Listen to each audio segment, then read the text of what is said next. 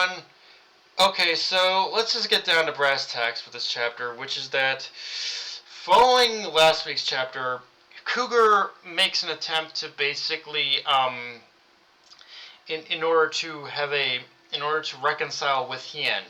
But before that can even happen, Principal Bren shows up and absolutely waxes Cougar, and not following too long after, Hien also gets absolutely splattered and murdered by Bren as well.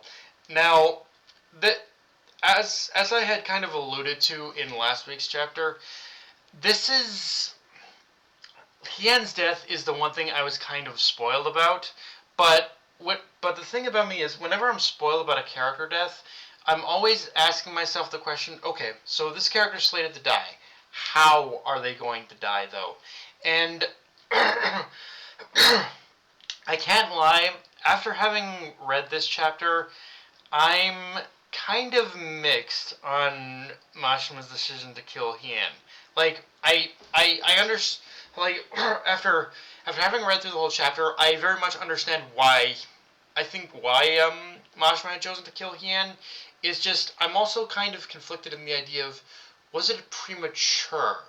Because it after this point, like I'm sorry, any attempt if Mashima is going to bring him back, then I'm sorry, any attempt to bring him back, at least in context of of the of the mechanics of this world, is just not going to work for me. Like the only reason as to why as to why bringing Ryzen back worked is because it worked within the mechanics of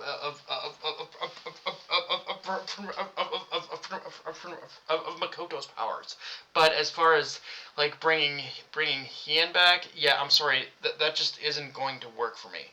But okay, let me just get into the reason though as to why as to why as to why I do think Mashima did do this, which is once again it all has to do with our boy, our main character boy,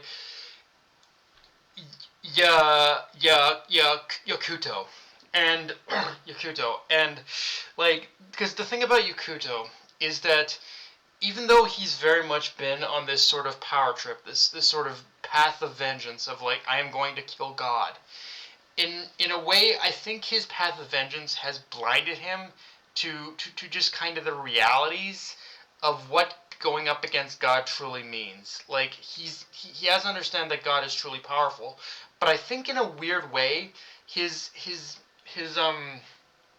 I think in a weird way his desire to kill God has kind of blinded him to the reality of just how powerful those under God actually are. Like I think he believed that as anyone underneath serving under God are weaklings compared to God himself. But I think him, but but so in a way, but he never thought much of Bren or any other teachers probably. But I think like Bren I think the encounter with Bren has really opened his eyes that okay, every I am putting people's lives on the line. I am putting people's lives in danger, and it's like it's that realization of yeah, just because they're serving under God doesn't mean that they're not powerful. Like this was kind of a moment a moment where Yakuto had finally realized that the path he's walking is a path that is going to be stained with so much blood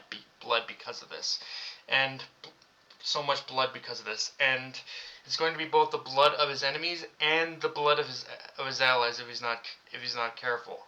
So in that understanding, I do understand why Mashima had chosen to kill Hien, but with that said, it should I should reiterate this point that if that because that because that because that because Mashima had chosen to kill him this early, I'm sorry, Mashima, you've wasted your card here. You cannot bring Hien back. Like like Hien needs to stay dead as a permanent reminder to to to to